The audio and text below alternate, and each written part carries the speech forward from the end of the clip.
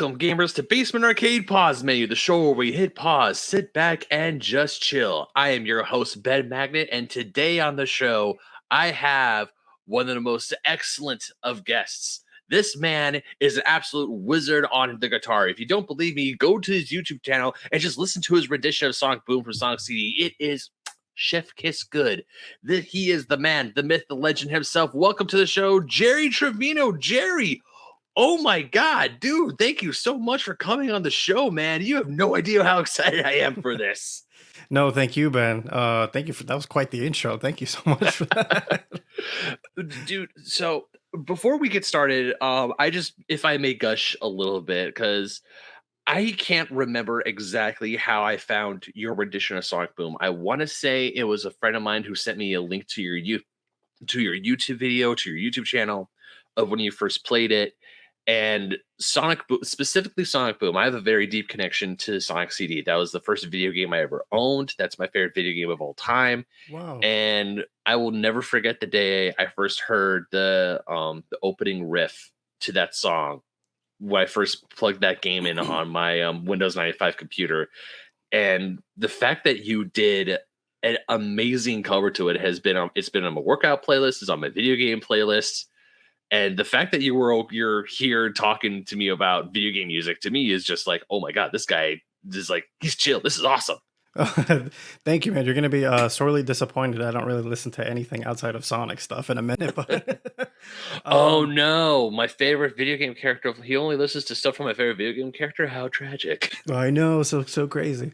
No, but yeah, man, that song is a classic, and that was part of I was trying to do like a Sonic month series where every June I would do like a little tribute to Sonic or whatever. But it's been kind of heavy in life for the past few years. Yeah. So I haven't really been consistent with it. But yeah, man, thank you. I appreciate the kind words. Definitely one of my favorite ones that I've done, for sure. Definitely. So, Gerry, I don't know if you ever listened to Pause Me before, but whenever we bring people, or whenever I have a brand new guest who's never been on the show before, I normally ask them how they got into video games. We'll get to that. But for you specifically, I want to know, how did you get into music? What was your first introduction to, or what sparked the urge to learn how to play guitar? Because my younger brother, he is a musician himself as well. So seeing your setup definitely was like, oh man, I know exactly what all that stuff does in the background, because I see my brother do it. So how did you get into music, or what inspired you to learn how to play? Yeah, it's funny. You kind of sound like my brother, because my brother, he's not like, he's the one that has seen me and all of my gear, so he knows what it all is, but he doesn't use any of it. As far as music goes, these days I'm into a lot of like progressive metal and instrumental music and, gent, if you will. But what really sparked everything was, I don't know if you remember, Yellow Card. I do. Okay. I know they peaked in like 2004 or whatever, but Yellow Card still to this day is my favorite band of all time. I don't know if I can get it in the camera. This is from their album Lift to Sail. Okay. This is a tattoo that my buddy Oscar did for me. He used to be in a band with me back in the day. But it was their song Ocean Avenue. It was before that I was really into like drawing, because I also love Spider-Man, and I thought I was going to be like a comic book artist or whatever. And then I was like 13 when I heard that song, and I was just like, I don't know what it was. It just sparked the interest. I was just like, oh, okay, I need to learn the guitar, and I need to learn how to play, that song. And then it was just like a snowball effect. And it's kind of interesting because like a lot of that music that I grew up on was, a lot of pop punk stuff, a lot of Yellow Card and Sum 41 and Green Day and, all of that stuff. And it's kind of funny how like, once I got into, like the adventure games, more specifically Sonic Adventure 2 with, Cityscape and all of that stuff. It's just like, it's like the two worlds kind of like collided with each other. And it's like, it was like the first time I heard like, whoa, there's music that I listen to that I'm hearing in, a video game, which was like, kind of new for me at the time. So that's kind of how like my influence into playing guitar leads into like the Sonic stuff. That's nice. So now the big question: how did you get into video games? What was the catalyst for that? I've been surrounded by video games, practically all my life, I guess. The first game I ever played was, Super Mario Brothers on, the Nintendo. Like my dad had it, or like my dad's friend had it, or whatever. So that was like my first foray into video games. And then the Hmm. first video game I ever beat was Super Mario World. Also, Okay. huge Mario Nintendo guy. Hmm. But the And also, first, Mario Day was just yesterday, so happy belated Mario Day. yeah, Happy Mario Day. I'm still trying to get into the groove of things. I was trying to get like a Mario thing out yesterday, but you know, Stuff whatever. It's happens. stuff happens. But but yeah. And then my first the first Sonic game I ever played was Sonic 2. Yeah. Good man. That's no, that was the first video game I ever played as well. Like way back in. Gosh, I was small. I mean, really small when I first played Sonic 2, and something about that little blue hedgehog just stuck with me, and I never let go. Essentially, I mean, when you're growing up, like the interest in the character kind of has like peaks and valleys and everything. But ever Sure. since I was a kid, the one remaining constant in my life is whenever I hear about a new Sonic game or a new Sonic project, I get a little excited. It's like, oh, there's a new Sonic game coming out. Okay, I should probably check that out. Hmm. And even as an adult, and now that I'm into my 30s, I'm well an adult, and even today, people are still like, yo, I mean, unfortunately, Sonic's history in games hasn't been the best, but there's always been one constant, and that constant is the music is always good. The music is always banging in Sonic games. It's always so good. Um, yeah, dude. I mean, I can totally relate to you on that. I mean, when I was real little, when I first was exposed to the character, I always liked Sonic, but it didn't turn into the obsession that it is now until I played Adventure 2. So I played Sonic 2. I'd watch Adventures of Sonic the Hedgehog like all the time. And then My guy. yeah. Uh, Sorry. That was that. I remember waking up early in the morning before school to mhm. watch the Adventures of Sonic the Hedgehog before I went to class. Yeah. Exactly. Yeah. I'll continue. Sorry. No, I was just going to say I can't. I even remember when they had the Sonic Sat AM series on Netflix, Hmm.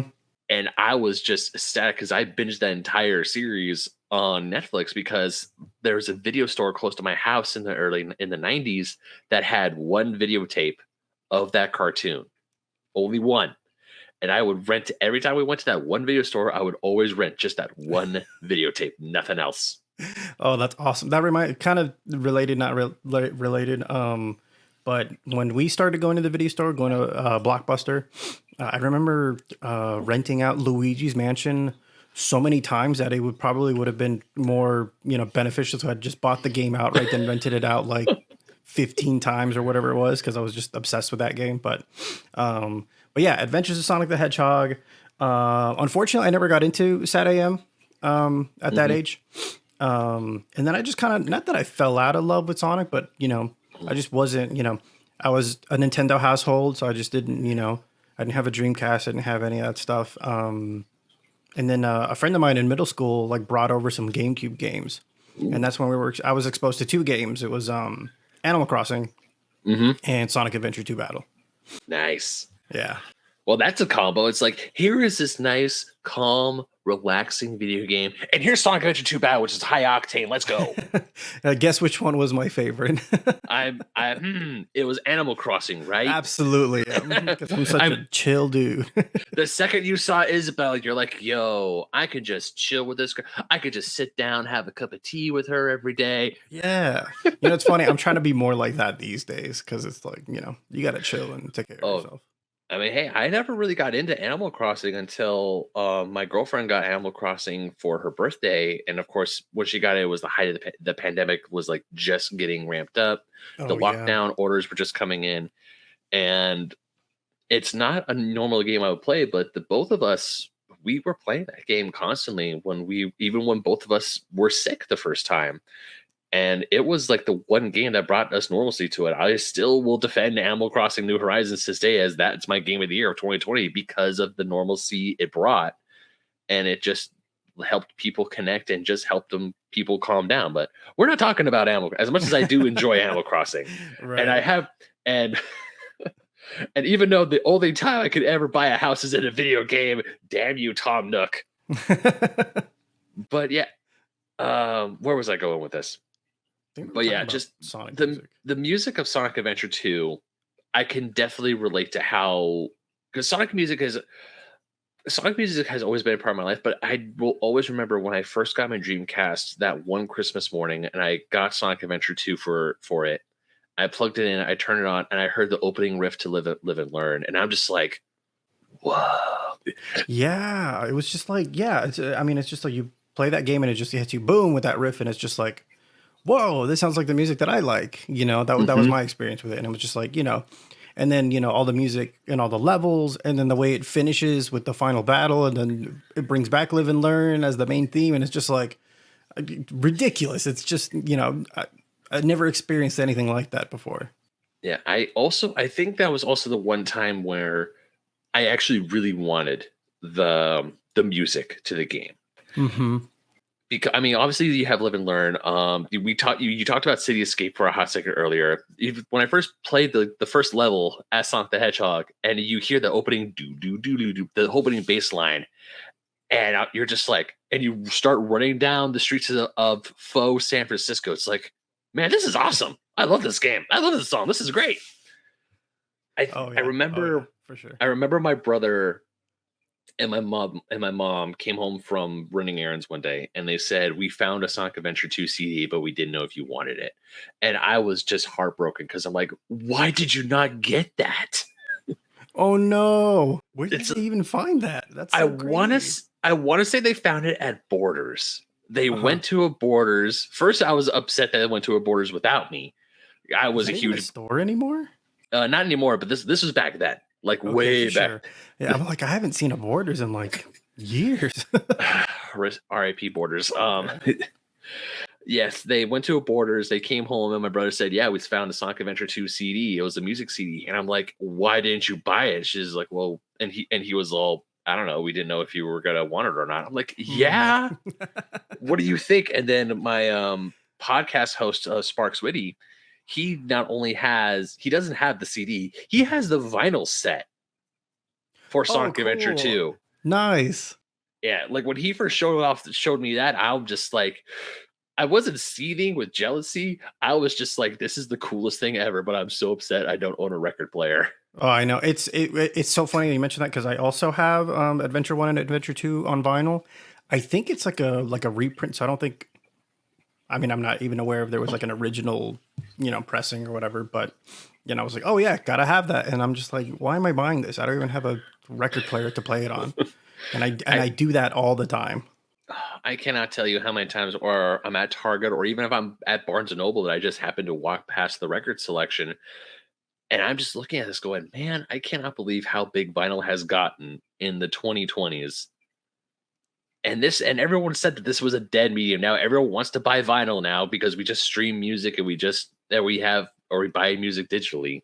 Yeah, it's hilarious. Yeah, I just did that yesterday. One of my favorite bands, Periphery, put out a record yesterday, and I was like, oh shoot, I haven't like pre-ordered like anything or whatever. So then okay, let me go buy the vinyl and other media, other formats of media that I just like can't use, but I own it and it's mine, and it's just ridiculous. Yeah. The one piece of music, I mean, because I do have a record myself. A friend of mine bought me the Beatles Abbey Road as just Oh. just to have, and Hmm. I'm like, I will never let go of that record because it's the Beatles Abbey Road. It's precious. Um, but then I remember buying a cassette of Guardians of the Galaxy Volume One, Hmm. the Awesome Mix, the soundtrack for the movie, and yeah, my girlfriend got upset. Because I showed her the cassette tape and she's like, "Why did you buy it?" I'm like, "It's the Guardians. It was only $10." And she, Hmm. she Can't even got play mad. this. Yeah, Yeah. she was like, "Do you have a cassette player?" I'm like, "No." She's like, "Why did you buy this?" I'm like, "Because I wanted it." Hey man, I mean, if it makes you happy, why not? I mean, that's Yeah, if you're not hurting anyone. yeah, exactly. So you learn how to play the guitar, you play Sonic Adventure, so you play Sonic Adventure 2. When did you start, if you can remember, when did you start learning or playing video game music? Like how did you start doing that? Oh, great question. I mean, I looking back at like my, I don't know, my guitar playing journey or whatever. I haven't really done. The video game stuff. I think was more recent than anything, but I don't know. Um, because I remember in the early days, like I wanted to learn, songs from I remember I was trying to learn Metal Harbor, and I just like couldn't do it for a long time. And so I always liked, going on YouTube and looking at, back then, guitar covers of video game songs. And most of the time, it was just, like someone was playing the track in the background, and they're playing their amp, over the song, and it's just like camera audio or whatever.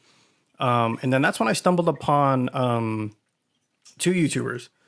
There was this guy, CS Guitar 89, who did a lot of like Zelda stuff and Mario stuff, and Family Jewels. He was at Family Jewel 7X back in the day. And what was so cool about those guys was that they were like playing the songs, but I was like, I don't hear like the track in the background. It's like I hear drums and like rhythm guitars. I'm like, what? I was like, what is this? That is so cool. And that kind of sparked my interest into, like audio production and stuff. Because I'm like, well, I want to learn how to do that and record guitars and this, that, and the other. So that's where my journey started into, I went to college for audio production, and I'm an audiovisual technician now on the side. That when I'm not doing YouTube stuff. But yeah, it was those two guys where I was just like, whoa, and they're doing like their own rendition of it. Those two guys were primarily, metal guys. And at the time I was also getting to a lot of metal music, and I was just like, wow, this is very cool. So that's where the interest kind of sparked. But it took me a while to kind of, dip my toe into that, into that arena, because I always wanted to do Sonic stuff, but I didn't ever want to do it without kind of giving it the quality that it deserved in my head.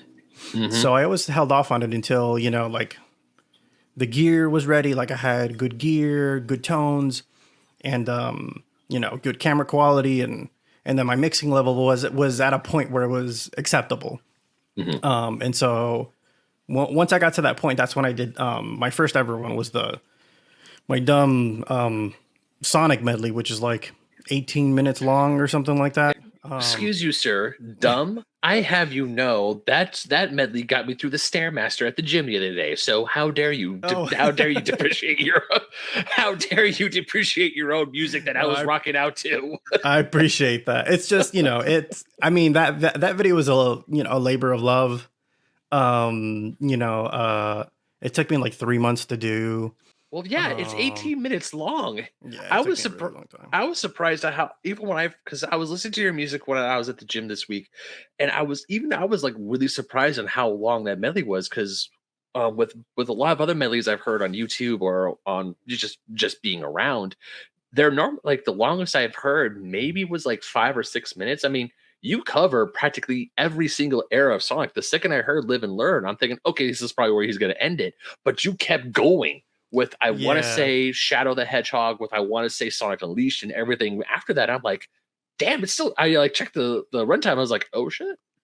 Yeah, it's still, I mean, it was one of those things because I've always, like after Sonic Adventure 2, I don't know what it was. I just fell in love with the character. And ever since then, it was like tradition, like, oh, it's November, the new Sonic game is coming out, and okay, here we go. I pre-order, get it first day, and that's your life for like a week or whatever. And that was just like year after year after year.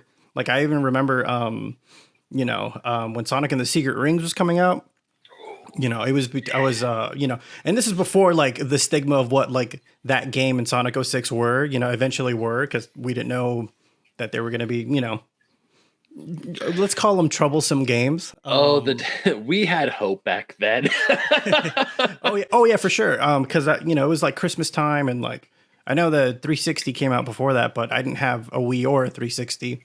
And at the time you could only have like one console at a time. So I was so excited for Sonic 06 and Sonic and the Secret Rings, but I knew that like, okay, like I was only going to have one console at a time. So we went for the Wii because we were a Nintendo household. And I remember, and it was so hard to get one, right? It was so hard to get a Wii. And I was so excited for Sonic and the Secret Rings that I bought the game before I even had a Wii. So I was just like, okay, here it is on standby, ready to go for when I get my hands on a Wii so that I can play it. And then when you were that, I love how confident you were about Sonic and the Secret Rings. Because I remember when I got my Wii, because I asked for a Wii because my parents were going to get us an Xbox or a PS3. Because if I may, really quick, sorry to cut you off. No, please. Because my household, our very first video game console, true video game console, not including handhelds, was a PlayStation, was a Sony PlayStation. Oh, cool. And of course, I was bummed out because I couldn't play Sonic on it. But my parents were like, "You could, but this is better." And I'm like, "How do you know this is better?" It's like because other parents say this is better, and we trust them. Yeah, I mean, now looking hindsight, thank you, mom and dad. And then finally, when I did convince them to get my Dreamcast and all this other stuff, but when 2006 came around, when the Wii was coming out, we saw how expensive the PS3 was, and my parents were like, "Hell no." We saw how much the Xbox was. My parents were also like, "Hell no." How my dad got his hands on a Wii in Christmas of 2006, I will never know. I don't know if he mugged someone. I don't know if he had to throw someone in jail. He did something to get that damn console. And when Secret Rings was announced, I was actually really excited because I really wanted a Sonic game.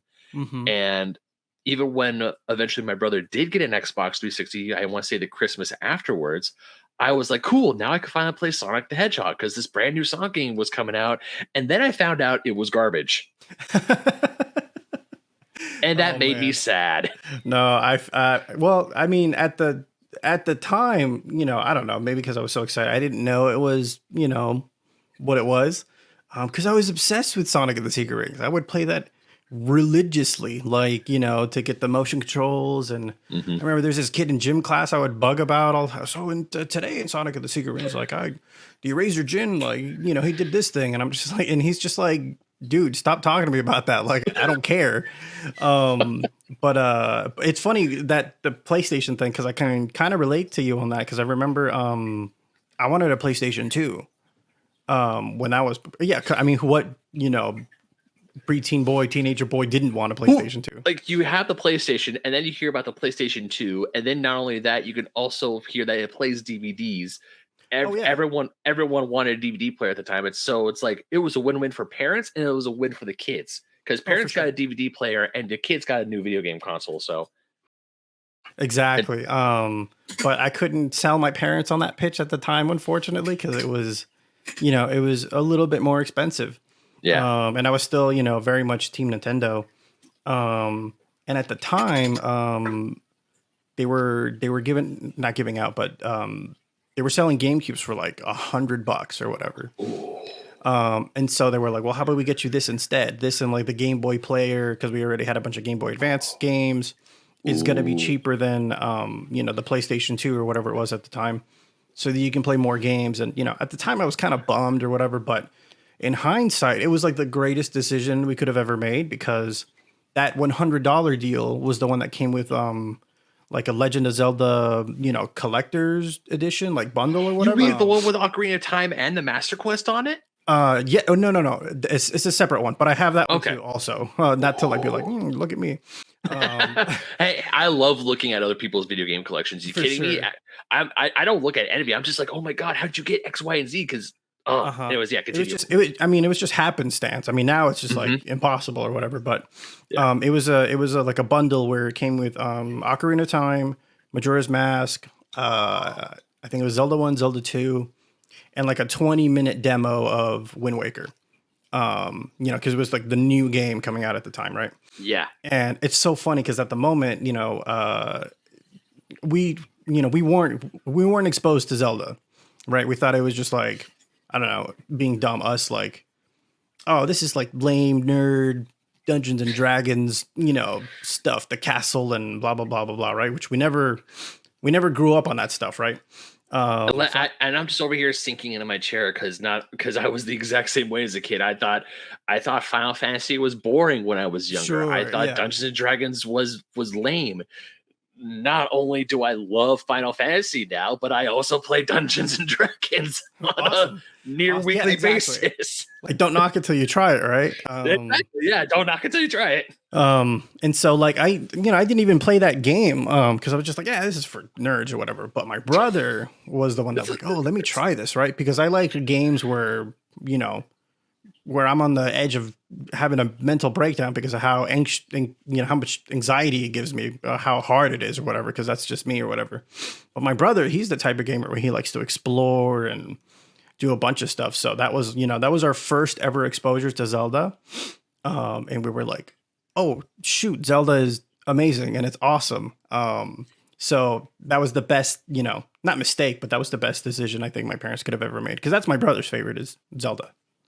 Yeah, The Legend of Zelda is a fantastic series. The first Zelda game I ever beat was Twilight Princess. The first time I was like, because I knew of Zelda thanks to Super Smash Bros. But Hmm. I was once again a small child, and I was very confused because when I picked Link to play in Smash Bros, I was like, how come his name is Link, but he's from The Legend of Zelda? That doesn't make any sense. Hmm. Yeah, yeah, yeah. And then when I want to say the first time I ever played Ocarina, it was in a hotel room because you know how you go to those to certain hotels in like the 2000s and the late 90s, and you see a N64 controller like Oh hardwired to the yeah, TV. yeah, yeah, yeah, yeah, yeah. I remember that. So like for $5, you get to play an hour of a certain video game. I don't know how we convinced my dad to pay the $5 for a video game, but not just that, because he was thinking we could like take turns at Smash Brothers. My brother picks Ocarina of Time, and we play an hour of Ocarina, never touch it again, and then I get when I asking for my Wii for Christmas, the only game I wanted for it was Twilight Princess because of the motion controls. Is like you swing the Wiimote, you swing your sword, and I thought that was the coolest thing ever. Hmm. And next thing I know, I fall down this giant rabbit hole where I was frothing at the mouth when Breath of the Wild was released. For sure. Oh, that's so fun because yeah, because that was our exposure to it. But I remember the first Zelda game that I got into, and it's still my favorite, is Twilight Princess. Oh, that's an Um, amazing game. because I was, oh yeah, dude, because it was just like it was like the I don't know, I call it the emo one, I guess, because at the time like everything was dark, everything was mid 2000s, late It's 2000s. 2000. Jerry, you're 100% right. It was 2006 when the game came out. That is emo Zelda. Yeah, yeah, and I was just like, oh, I like this one, and it was rated T, and I was just like, oh, okay. I'm And that was the first ever one I beat, also. I'm pretty sure that if you were to when the opening credit like when the opening title screen hits and that the piano plays, if you were to play that one certain note on a piano that every emo kid knows, it would go along perfectly with it. Just take Yeah, the right. vocals out, Yeah, just play the opening piano to Black Parade, and everyone would freak out. yeah, the G note, but like, yeah, that's awesome.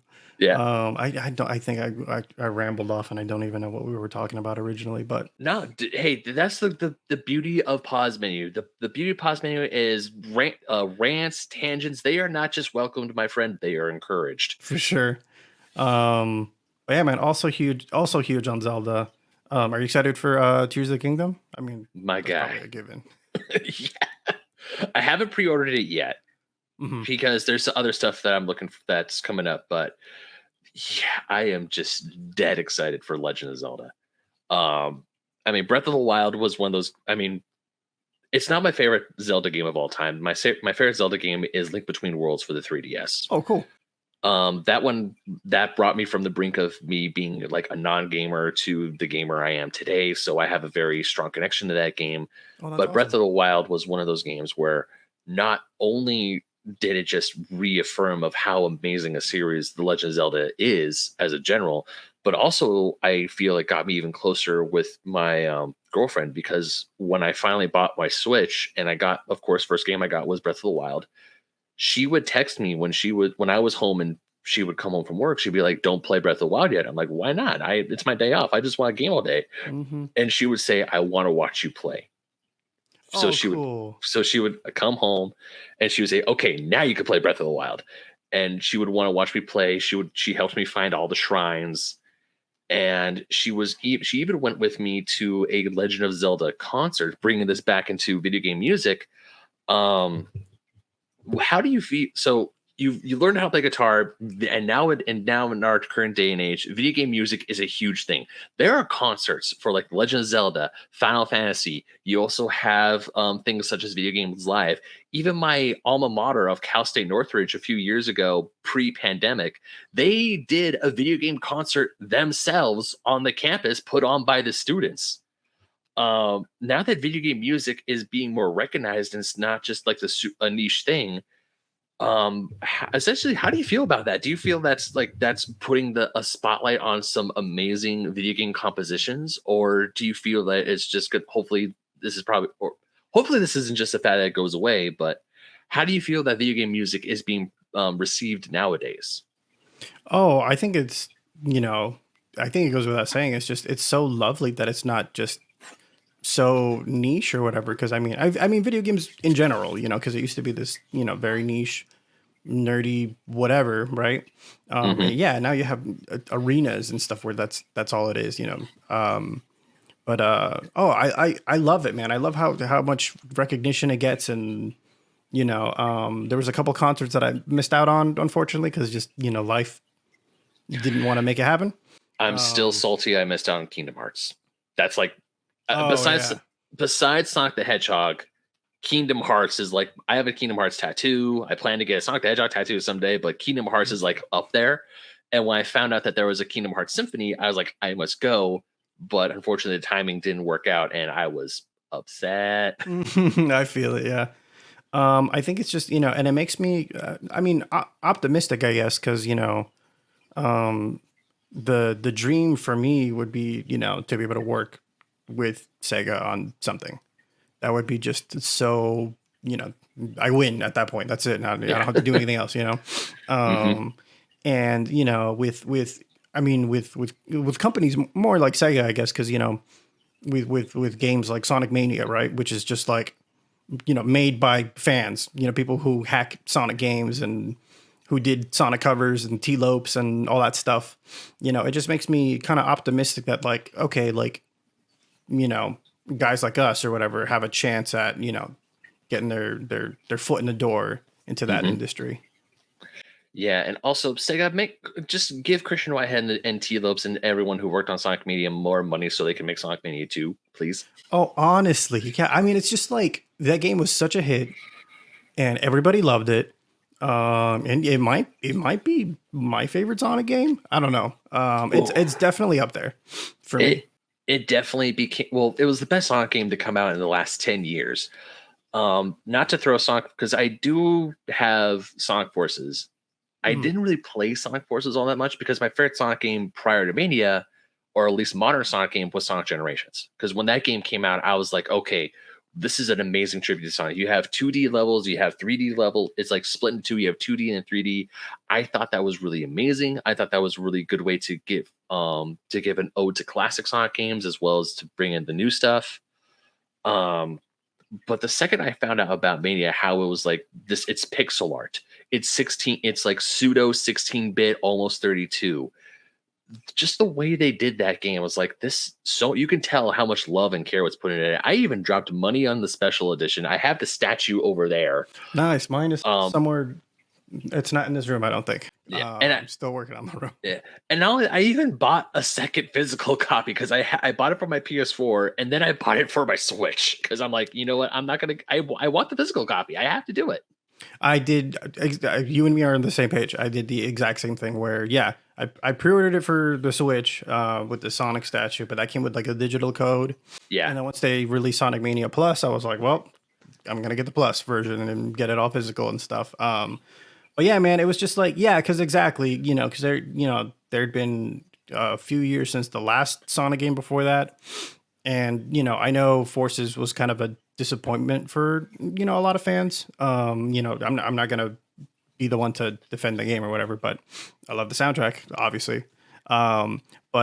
You know, it's just, yeah, it was just, you know, it was not that, you know, Generations wasn't great. I love Generations. It was also a labor of love, but Mania just felt different. It just felt like, you Mhm. know, it's just pouring out of the seams of how much, the fans really took the care and attention to give you just a product. What was the tagline, like "Buy the Mania, for the Mania" or something like that?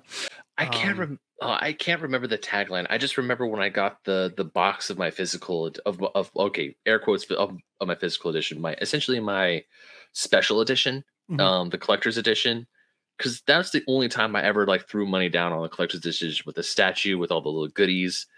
I mean, the second I was like, "Hey, here's a PVC statue of Sonic on top of a Genesis, and if you move the button, it goes Sega." I'm just like, Oh, gotta have it. I yeah, you gotta have it. And when I of course when I got that and when I started playing the game, obviously the classic Sonic gameplay is there. It's fantastic. It's great.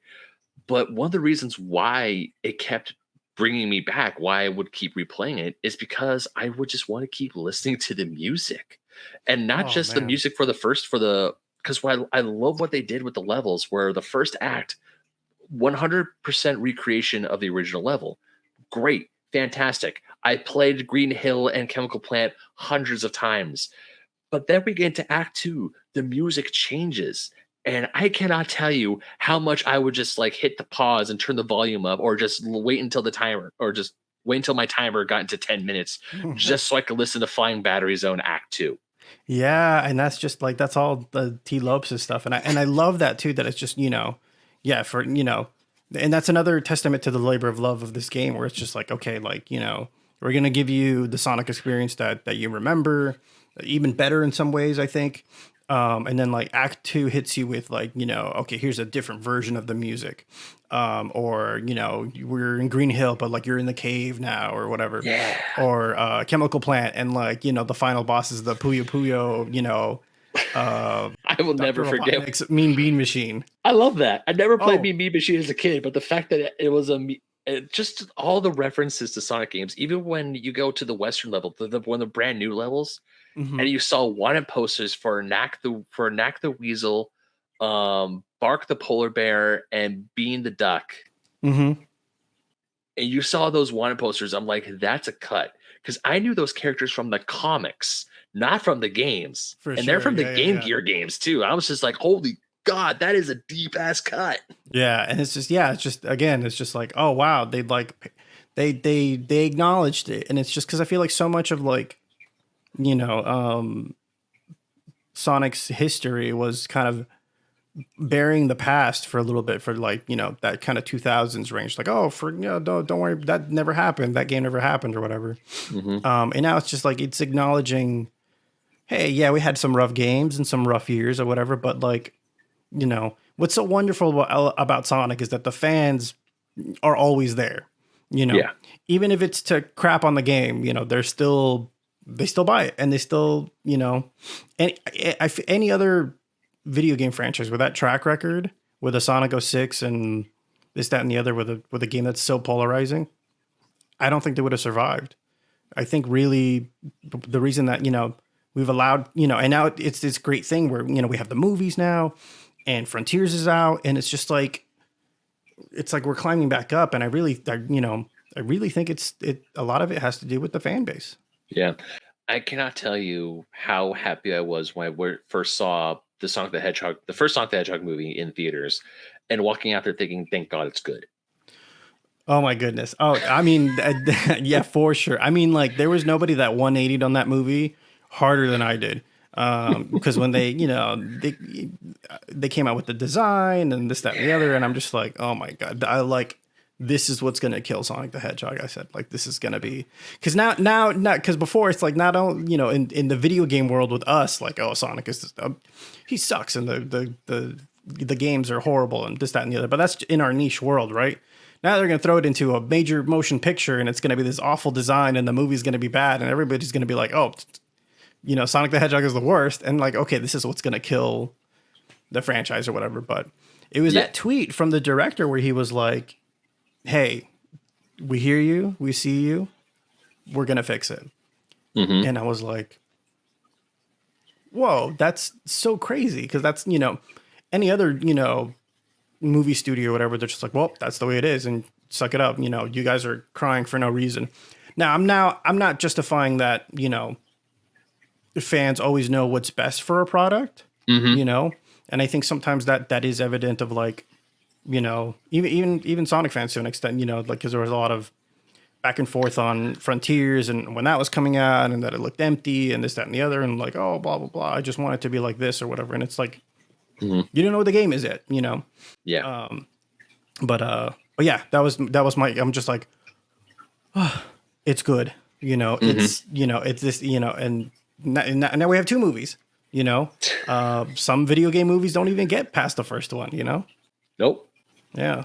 The fact that Sonic the Hedgehog is a thriving film franchise, because the first movie, I feel like the movies are going the same route as the video games. The first game, wow, once again, the very first Sonic the Hedgehog, absolute classic.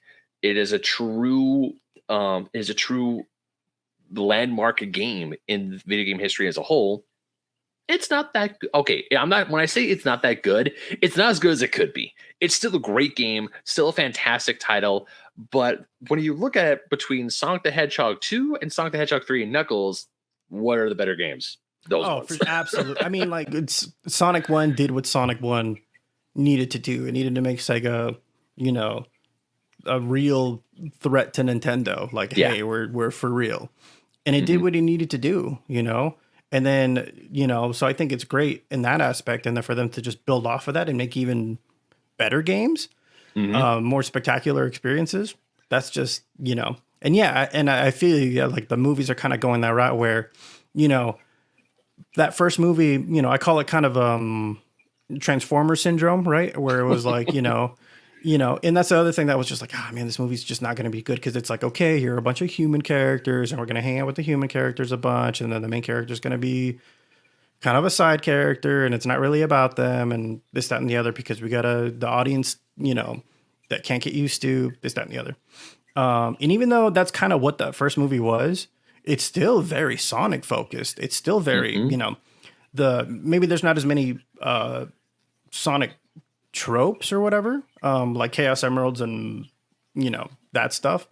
But the spirit is there. You Yeah. get it. And I love Jim Carrey. Hmm. Oh yeah, So who doesn't love?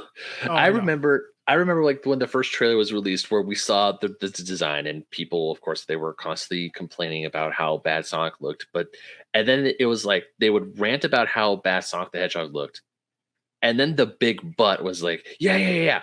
But Jim Carrey looks freaking amazing. Like that ending shot with his hair, with his head shaved and the mustache, where he looks like Robotnik. It's like that is like the most screen accurate Robotnik people have ever seen. Yeah, yeah, Even yeah.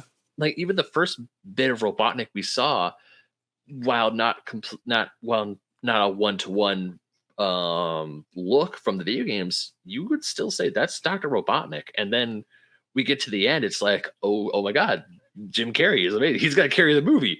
Thankfully, Hmm. it. I mean, Ben Schwartz still did an amazing job. The redesign, like Tyson Hesse's redesign of Sonic for the film, I think was is like the perfect movie design for a character like Sonic the Hedgehog. At least that design works so well in live action, and it's such a great homage to the character as we know and love him. And I'm like, that this is great. This is absolutely. I mean, while I do not condone bullying a studio to change something, I still think they went the right route. Absolutely. Yeah, exactly.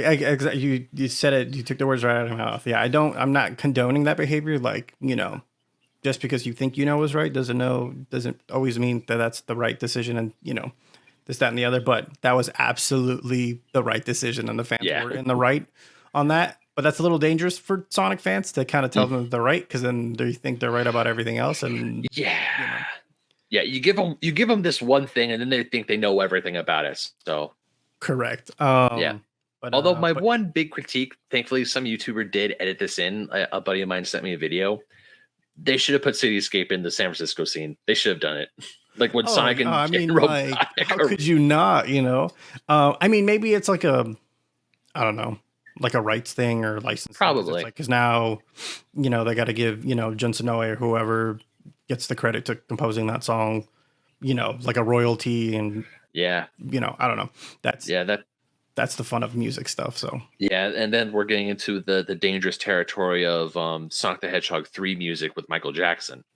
exactly, and why that game wasn't released for a really long time, and and it's Um, just that's what's so hard about, like, collabs or whatever, you know, you Hmm. collab with somebody and then, you know, then you're not on great terms anymore, or the license runs out, or whatever the reason. And then it's just like, oh, okay, this just can't be released anymore. Yeah. And it's just Uh, up in legal limbo. so I can only assume you have Sonic Origins, correct? Yes. Okay. Did you get to Sonic the Hedgehog 3 and Knuckles or not yet? No, yeah. Hmm. Oh, how? Because I do have the game. I'm going through story mode, which is where you play the games in order, essentially. Yeah. I'm still on Sonic 1. I hate Marble Zone. I hate that level so goddamn much. That's beside the point. But everyone was complaining about the music in Sonic the Hedgehog 3 Knuckles, how it doesn't sound right. And once again, Sonic the Hedgehog 3 Knuckles is one of my cornerstone games as a kid. Because Sure. after I got Sonic CD, my parents got me the Sonic and Knuckles collection for the piece for my Windows 95. And I played the ever loving crap out of that game. Carl Night Zone can die in hell for all I care. That Up and down, barrel. up and down. I hate that barrel. But that's a different tangent. Um, because is the music as bad as people say it is, or is it's just different? Okay, here's my take on that. Hmm. Okay, and you know, I think a lot of it is just in nostalgia based. Because I don't think it's bad. Hmm. And being someone who, I didn't grow up with Sonic 3 and Knuckles, unfortunately. It was a Hmm. game that I had to discover later, and I've played through maybe a couple of times. So I'm not, I was very much more a 3D Sonic fan in the beginning, and then kind of went back and kind of paid respect to my 2D elders or whatever, you know. Um, but to me it was, because I'm not that familiar with the game, I would be playing and I'm like, oh, I think this is one of the new tracks, because I'm not expecting like, whatever traditional track is supposed to play there. I mean, there's a couple exceptions. There's some like iconic Sonic 3 songs, and when it's not there, it's like, okay, it's kind of just sorely missing. And Hmm. kind of a very, very weird example of I understand that it just doesn't feel correct. Because when you're used to something, you're used to something, right? So like, Right. very weird example, but I had bought Toy Story 2, the game, for my PlayStation, for PlayStation Ooh. 4, right? That's Um, that's a callback for me. I had that game on the PS1 back in the day. okay, for sure. So you had it for PS1, right? Yeah. I think this is the PS1 port, that version over for this one. Hmm. But the version I grew up with was the Nintendo 64 version, because I didn't have a PlayStation 1, right? Okay. And at first I'm playing the game and it's playing like low res FMV clips of the movie or whatever, and I'm like, man, I was robbed of this, right?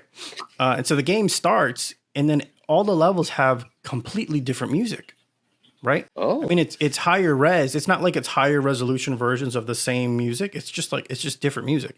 Hmm. And I'm like, oh, I hate this. This is awful. This is the worst. Where's my janky N64 music, right? But then, after a while, I'm just like, well, it's just that I didn't grow up with that version, and it's just, so Yeah. I can't hate it just because it's something I'm not used to. Right. And it's just, again, like Johnson Owe worked, you know, and I mean, like, it's hard, right? Because Yeah.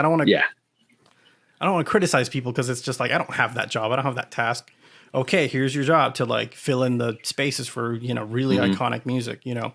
And even though, I prefer Tomoyo Otani's work over Jensen Oe's, that's kind of a hot take also. I really like kind of like a lot of the electronic stuff Hmm. that he does later, and kind of the real poppy crazy stuff. I don't know if it was even him who did the the classic Sonic music for Sonic Forces. But for those levels, awful, awful, awful, awful music, in my opinion. I love that soundtrack, but the classic Sonic music, where it's just like beat it, beat it, beat it, beat it, beat it, like, hey, it's classic. Look at this. It's just like awful. It's just, it just feels like I'm, you know, being spoon fed. Oh, you remember this, right? Oh, it sounds classic. Here's some 16-bit whatever. It's essentially member berries from South Park. Correct. Like, ooh, you like that, right? A little Genesis bass, birder, birder, birder, or whatever the music is, right? And I'm just like, ugh. And that's a whole nother tangent with classic Sonic being in that game and the way he controls and his levels. And whatever. Yeah, I haven't gotten to the classic Sonic levels in Forces because I played Forces for like I think I did the tutorial Mhm. and I created my own avatar. I was doing some stuff and then I just stopped. For sure, for I'm sure. just like, nah. I mean, I do have Frontiers. I haven't touched Frontiers for a while because life and then Metroid Prime came out. For sure. Yeah, Metroid Prime Remaster came in. And I finally got my grubby little hands on a physical edition. Nice. Awesome. Awesome. Awesome. So I'm like, I'm going to Metroid. But Frontiers is definitely a game I'm playing and I do enjoy. At first I was kind of on Frontiers, but the more I Sure. got used to it, I'm like, yo, I'm actually having a lot of fun exploring and racing through the world as Sonic. This is actually pretty fun. This is great. Um, I still miss the things from say Sonic Mania or even Sonic Generations, but the levels themselves are actually I'm having a great time with them. Yeah, it's interesting, and I mean that it goes back to like what I was saying when fans are like, oh, this looks empty and boring and whatever, and when you actually play the game, you kind of get it, right? I'm not, you know, I really enjoyed my time with the game. Unfortunately for me, it was kind of routed in a bad time, so I kind of have a hard time going back to Frontiers, even though I really want to. Hmm. But I, for what it is, for the track record, it's definitely, I feel like it's definitely a step in the right direction. Yeah. Because I don't even know how much truth there is to that, but to what I'm about to say, but I read somewhere someone was telling me that when Sonic Boom came out, that was kind of a big hit for the studio because of how it underperformed and this, that, and the other, and they were kind of really banking on the Sonic Boom brand to kind of take Sonic to the next level with the TV show and this, that, and the other. And I guess it really kind of hurt the company. So with Forces, they really just needed like an easy win, like an easy sell, a game that's just, it's very basic and it's going to sell well because it's Sonic. It's the boost formula that we're used to and this, that, and the other. And, you know, there is a lot about that game that I enjoy. My favorite part being the avatar stuff. I think it's ridiculous and fun. But the levels themselves, it's just they're really short. They're only like Hmm. 2 minutes, minute and a half long, and I'm just like, wow, we really paid $50 for that experience, and I've actually played the Forces like twice because I'm just a masochist and I hate myself, I guess. Because I like bought it for Xbox One and played it, and I was just like, it wasn't that great. So then I got rid of it, and then I got it again for the Switch because I got it like used for super cheap or whatever. And then I wanted to 100% the game, right? And that's where I got more enjoyment out of it. Weirdly enough, where it's just like okay, I think I kind of get the short level structure because I think it's more designed to make you play these levels over and over and over again. So these short bursts of like just kind of running through there, getting all the coins or the rings or whatever it is, to me was more fun the second time. I'm going off on a tangent. I don't even know what we originally were talking about. I think We were Sonic talking. Origins. Yeah, we were talking. Yeah, Sonic Origins, the music in three. Just because people were complaining about that. But Hmm. there is one other thing I did want to talk to you about. I did want to talk to you about the music that you've put out because you're on Spotify. I assume you're on Apple Music. I Yes. haven't checked. I do have that now, thanks to the free subscription I got with my AirPods. But you're on Spotify. Of course, your stuff is on YouTube. Um, my question, because some of your tracks, it's just all instrumental, which once again, like Sonic Boom, fantastic. Sure. Cityscape, love it. But then there's a few songs here and there that have vocal tracks. My personal favorite, the one from Sonic R. Can you feel the sunshine? For sure. Yeah. With Georgie. Uh huh. Hmm. So, out of curiosity, how do you pick and choose which songs have vocals and which don't? Like bringing in Sonic Boom, for example, that has, in my personal opinion, a iconic vocal track, but you're just doing all instrumental for it. Sure. But with Can You Feel the Sunshine, you have a vocalist. So, how do you pick and choose which gets vocals and which doesn't? For sure. That's not really that much of a conscious decision. It's more out of like necessity and like what's available or whatever. Okay. Because when I did the medley, I sang on it, And I'm not. I was gonna ask you who sang on that one. Yeah, no, that's me. Nice. Oh, thank you. I mean, it's like the auto tune to crap and all this stuff, but it's it was it was one of those out of necessity where like I really wanted to, at the time I was in like my little pop punk band and I was like kind of singing and doing vocal warm ups and kind of trying to take it more seriously. But nowadays it's just like that's just it's not for me. Mm-hmm. I'd rather put my effort into getting better at the guitar and my instrument and other things than trying to put my focus on learning how to sing better. Mm-hmm. So after that, that's when I was just like, okay, you know what? I'm just like not gonna sing anymore. And that's why I did Sonic Boom instrumental and Cityscape or whatever. But but then I'll encounter like Georgie, phenomenal Mm-hmm. vocalist. And it's just and it's the range, and if they want to work on the project and stuff. So hey, do you want to sing on this? And it's just like, oh, okay. And her voice is like perfect for that song because it's like a lower register, and that's kind of like the Sonic R vibe. And so it's just Yeah. like, okay, let's do it this way. So it's just like more out of necessity. I want to collab more with other musicians and stuff, and I think that that's collabing is just beneficial for the both of you. Mm-hmm. But then it's also like, I don't want to just like, I mean, at the end of the day, I should be able to just do whatever I want to do, True. but I also don't want to like alienate people into like, okay, here's another feature on a song. Here's another feature. Here's another collab or whatever, Mm-hmm. I don't know if they would rather listen to just me on the stuff alone or this, that, and the other. So, not really a conscious decision. I try to do it more on my own, I guess, just so I don't have to, you know, wait on people sounds harsh, but sometimes you do have to wait on other people and, Right. you know, um, and if I just do it myself, it gets done faster. Yeah. Very. I know all that because a lot of stuff you're talking about is kind of it is kind of like podcasting where it's like say when I asked you to come on the show, like I tagged you on my Instagram post that story of how I was listening to Sonic Boom. Mm-hmm. You redid your thing, and I was like, oh my god. Said, hey, dude, because I meant every word I said because your music is I absolutely love it because I'm a big diehard Sonic fan, it's yeah.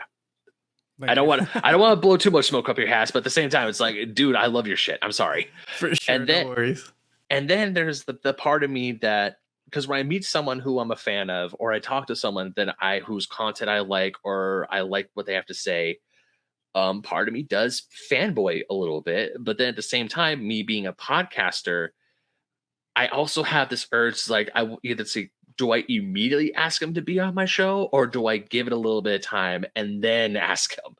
Because I don't want to be like an annoying kid because obviously in today's day and age, a lot of people are doing podcasts.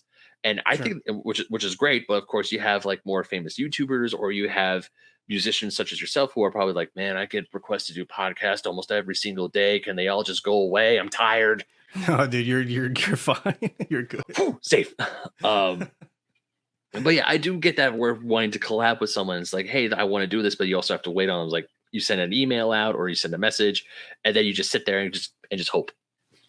Yeah, and that's kind of and that's tricky too. Like in the YouTube game, which truth be told, I've never cracked the code into getting a like a regiment going, like a schedule going, because that's what YouTube likes. But Hmm. life happens and life gets in the way, and it just maybe one day. But it's just and that's the other part too, because it's just so I love doing these videos and they're so rewarding and and the reception has been generally positive, which is lovely. But it is time consuming. Yeah. My background is audio. I love audio, guitar, obviously, right? Yeah. But video, I hate video. Like I hate setting up the tripod and recording and then editing. And it's just for me, it's kind of a mundane process. It's really not my passion.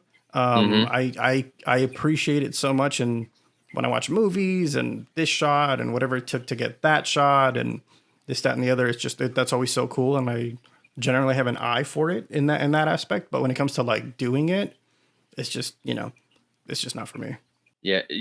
you're kind of like me, where it's like, man, that's really cool how they edited it. You want to learn it? Hell no. Not really. Yeah, I'd rather. I mean, unfortunately, I'm not at that level. But like, if I had like an editor or whatever, that'd be awesome, and then I could just hand it off, and then I could work on more stuff. And it's just because it's just so it's time consuming. And then the hardest part, the biggest wrench in the machine or whatever is how quickly can I be creative on something, Hmm. right? Because that's because you know I don't think I'm really that creative of a person.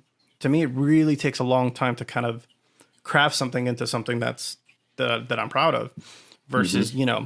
other people, you know like we had mentioned Georgie. Georgie's a phenomenal songwriter. She can whip out a song in 2 minutes, boom, and then oh, here's the melody. And some people just have that edge, Hmm. and I feel like unfortunately I don't.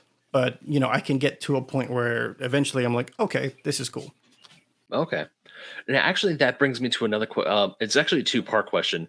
The first part is what what's your process for choosing a song to cover, like a song from a video game series? Because looking at your Spotify, obviously there's a lot of great song stuff, but you also have Sherbert You have some themes from The Legend of Zelda. What is your thought process for choosing a song to do or to cover, essentially? And the second half of the question is, how long does it take you to like to essentially to create it? Sure. Well, I mean, that's tough too, because like, on my channel, I also do like gear demos of like guitar stuff, like, oh, here's this pedal or whatever.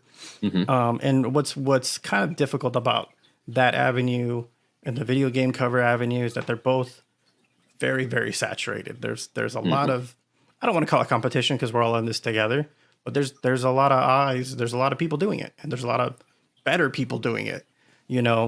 So it's hard, and whenever I do something, and maybe that's why I'm not, as successful as I would like to be on YouTube, but like whenever I do something, I want to do it out of, you know, absolute sincerity, right? Mm-hmm. So by that I mean, obviously I love Sonic the Hedgehog, right? So I'm just like, okay, I don't care. I'm going to cover a Sonic song or 18 or however many that I've put out by now, which is, I love Sonic and his music, and that's what I want to do. And I also grew up on Mario, and I also grew up on Zelda, and we talked a lot about that. Here's a heartbreaking thing. I didn't grow up on Final Fantasy. I've never played Mm. a Final Fantasy game in my life. Okay. RPGs, I don't think are my thing, or I haven't found the one for me. I've played like Paper Mario and stuff, but I'm sure that's just like RPG Junior or RPG on training wheels or whatever that is. Hey, I used to say RPGs sucked while I was playing Pokemon, and I didn't know Pokemon was an RPG. For So, sure. That's another one. That's another game series that I just never got into. Huge Nintendo, right? The only Pokemon game that I just like that I really loved was Pokemon Stadium, right? my And that was God, the one with all the mini games and stuff, right? I wanted an N64 for Stadium and Stadium only. I didn't give a damn about Mario 64. It was Pokemon Stadium, Star Fox, and Mario Kart and Smash Bros. For sure. And so that's why when it comes to like games and favorite soundtracks, my palette isn't very vast. I kind of have like my select few that I really, really love, and it's really hard for me to kind of go outside of my comfort zone or my bubble or whatever. Mm-hmm. So the point I'm getting to is that if I didn't grow up with Pokemon Red and Blue or whatever it is, I don't really feel like covering that song because I just I don't have an itch for it. I don't have a or a Final Fantasy song or Kingdom Hearts or whatever, all these other things that I've never played or whatever. But but it's in hindsight, it would probably be more beneficial to me. Whatever the new game, I don't know what new game came out. I don't know that comes out. It would probably be in my benefit to, all right, let's cover this and get it ready for release, and it comes out the same day as the game or what have you, right? Right. But it's just I don't know. It's just hard for me to get inspired by something like that. Well, Um, well, like you said, you never really played those games, and and I feel that as in because I'm not technically. I mean, I'd done some singing when I was in high school and choir, and mhm. I like to sing every once in a while. But I also feel that if you just don't have a passion for it, or if you don't have a love for it, then there's really no point in doing it. Because at the same time, you should do what's right for you. Because, like you said, you love Sonic the Hedgehog. You have a lot of great Sonic. You grew up on Sonic the Hedgehog, Mario, and Legend of Zelda, and you focus on that. And if you're just not a fan of those other titles, you're just that's totally fine. Hmm. I think that's actually great that you're not succumbing to what the YouTube algorithm is like, oh, if a new Final Fantasy game is coming out, so you have to cover X amount of Final Fantasy songs. If you just don't like the games, you're just not that interested in, and that's just the way you are. Or that okay, that came out wrong. You Uh, just, yeah, no, I'm just kidding. no, I'm not saying that. And I hope I'm conveying that that's not a bad thing because it completely No, isn't. no, I no, could, no, absolutely. If anything, not to cut you off, if anything, I salute those that try everything and love everything, and that, and that's just kind of more my personality, right? Where I mhm, know, I know lots of other musicians, and I know lots of other, gamers or whatever, right? Who they love a little bit of everything, right? They, oh, I love this band, but you know, they love three songs from this band, right? right. And to me, in my brain, to me, that's like they don't love that band. Loving that band is knowing the whole discography and the B sides and the unreleased tracks, and to me, that's like, oh, that's a fan or whatever, right? So I've always been like that with movies, music, and video games, where it's just like I have my few that I love, and my Hmm. world is that thing. I know everything about that thing, and everything people should know about that thing because it's ridiculous and it's too much. Um, and I wish I was more like other people, where it's just like, oh, that seems cool, whatever. Just let Yeah. me try it, Yeah, but and also especially with games like Pokemon, Final Fantasy, especially those long running series, especially now with Final Fantasy over 35 years, that is I will not lie, that is an intimidating series to get into. Sure. It is Yeah. like it is massive. There's multiple videos on YouTube on like what should be your first Final Fantasy. Personally, I think it's 10. Uh, For sure. that was because I didn't get into Final Fantasy until I played Kingdom Hearts. I played Kingdom Oh, interesting. Hearts Okay, for sure. Yeah. and then I jumped the ship to play Final Fantasy X, and next thing I know, I'm down the rabbit hole. Which is, Um, in hindsight, that's probably their goal, right? I mean, that's why yeah, they did the Kingdom Hearts thing in the first place, probably. who knows, maybe, but they got me hook, line, and sinker. Yeah, And even, but the one thing I can say about Final Fantasy that a lot of people can also agree on is even if people don't agree on the games, just like Sonic the Hedgehog, music is banger. oh, for sure. Yeah, some great tracks that I've heard here and there. It's just, if I don't know if it's just, sometimes even the song can be great, and I'm just like, yeah, this sounds great, but Hmm. like I don't know, I just don't have and even some Sonic songs are like hard for me to cover sometimes because I'm like, oh, Yeah, I didn't really grow up with this. So, yeah. I get a lot of requests for you know, like the Westopolis from Shadow the Hedgehog. Like that one I get like quite a bit.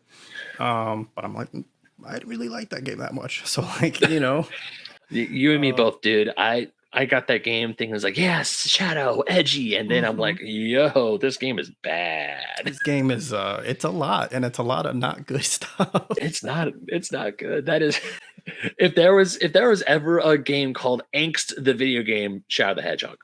Shadow the Hedgehog it is. And and it's just, I don't know. And again, like looking back at that history, like Shadow the Hedgehog and like this, they were just trying to jump with the trends, and it's just like, I don't know. That to me, I get more fulfillment out of life when you're sincere, right? Hmm. When you're, and I think that maybe that can kind of reflect on like Sega stuff too, where it's just like for a while they were just like, all right, let's please people and get this out by Christmas and whatever it takes and rush it and whatever, right?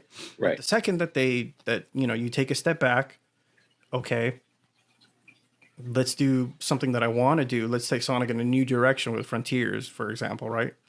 Where Hmm. it's, say what you will about the game, like maybe, I think maybe we're probably kind of in the same boat where I kind of prefer a more traditional Sonic experience, whether that be like like a Boost 3D game or an Adventure 3D game or a classic 2D game. That's to me, that's more of an authentic Sonic experience. And this new thing is kind of a new thing.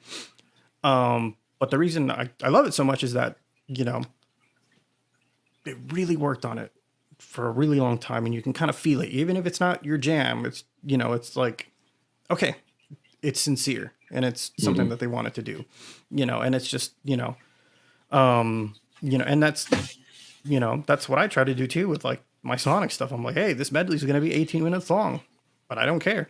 No.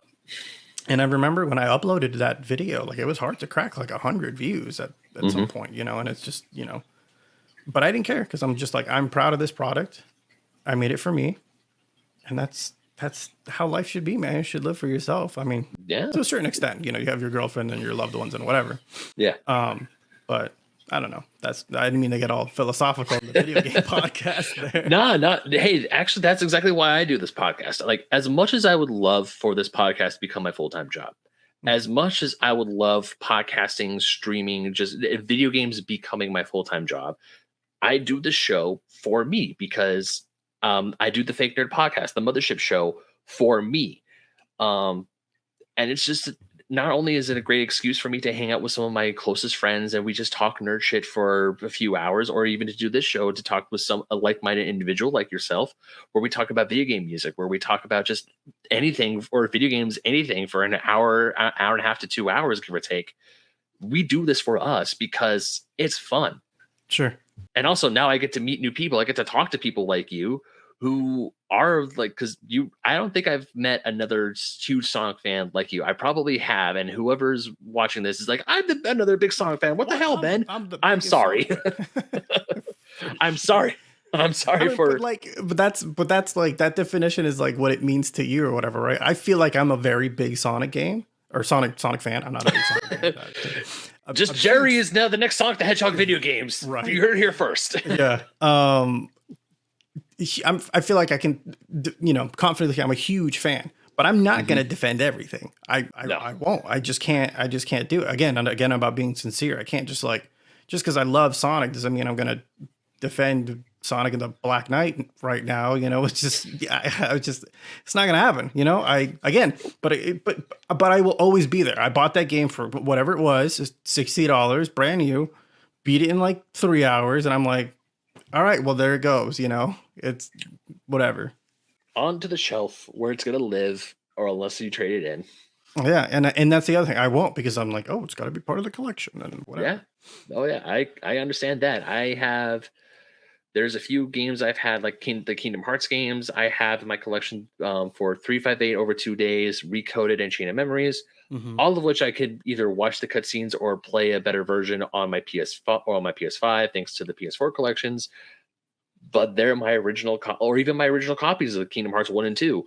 Not getting rid of them because sentimental value. This is what put me on my RPG journey, and I don't want to get rid of those games. Oh yeah.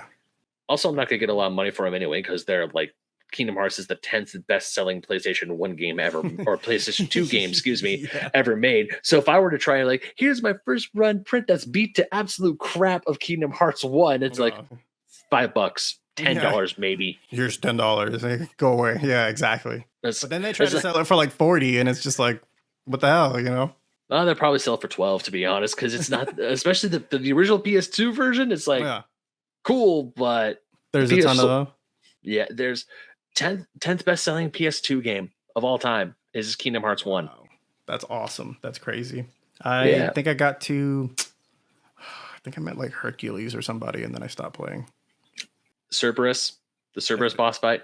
I think so. Yeah, I think that's where I stopped. Oh, that's where a lot of kids stopped. Yeah, I was like, yeah, dude. That fight sucks. Yeah. I am a Kingdom Hearts 1 stan. I will defend that game in areas where it deserves to be defended. Gummy Ship not being one of them. But I will not lie. The very first time where you fight Cerberus it sucks. It is hard. It is a hard fight. And when I finally beat that damn boss, I was just so elated. It's like, finally. And then I go to Lost Jungle and get lost. And I'm like, ugh. Constantly groaning the entire time. And then when I cannot tell you how happy I was when when my brother and I finally beat Deep Jungle and went to Agrabah. We were just like, oh my God, we're in Aladdin, yay. For sure. Oh man. Yeah. I have a lot of good memories with my brother with video games I remember at the time, like, it was a new experience to us. Ocarina of Time was like the most impossible game. Like, where do you go? What do you do Like, how do I go anywhere? This guy's blocking my path, and this other guy's blocking. What do I do? I don't know what to go. And then we get to the first dungeon. I'm just like, whoa! Like, there's a whole world in here, and it's okay. How do you navigate this? And we're getting used to, puzzle solving and exploring, and just kind of foreign territory for us. And I remember once we got to, oh shoot, I'm forgetting. I played that game a billion times, and I don't remember the spider boss's name. The Gulma. Oh! I know who you're talking about. No. Shoot, I forgot the name too. Crap baskets. Oh my god! You know what? Just take my gamer card and whatever. No. Anyway.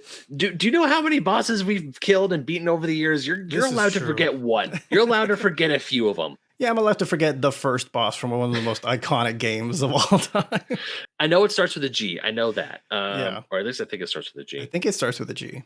But whatever. Yeah. But the spider boss. The spider boss with the big eye on it. We all know who that is. We all know who it is. Yeah, exactly. But yeah, man, good memories. And yeah, dude. I mean, it's just, again, video games. We do it because we love it. Yeah, that's true. So we're getting up there on time, but we still have a little bit of time left.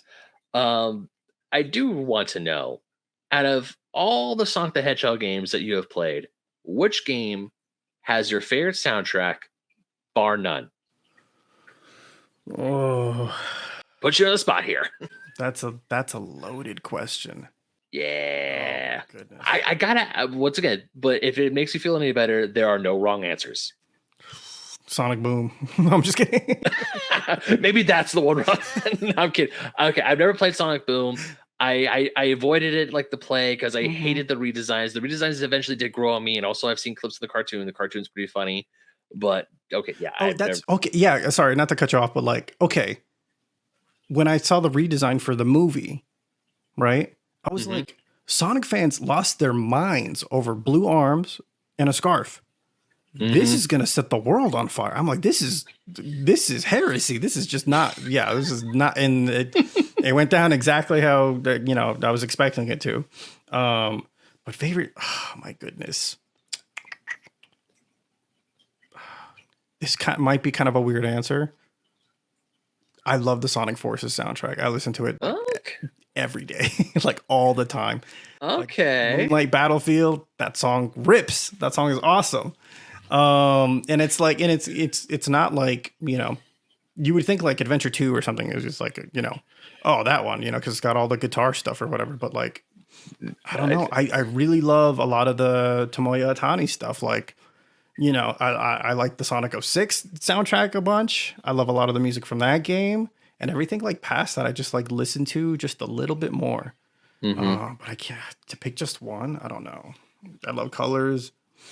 I know there's a lot to pick. Like, which one is your favorite? Because like you said, there's a lot of iconic games where the soundtrack in themselves is iconic. So this probably is a really hard question. Let's amend it. What are like your top 3 Sonic the Hedgehog songs? Like in no particular order, just the top 3 that are always in any sort of video game playlist you have. Oh my god! Oh no! Did I make it worse? I think you did make it worse. Oh, Gerry, I'm sorry. No, you're good, bro. You're good. Oh shoot! Top 3 songs. Oh, shoot. I don't know because like, okay, because like the iconic ones are iconic, obviously, right? But they're like, I don't really listen to those that much, just because I've heard them so many times.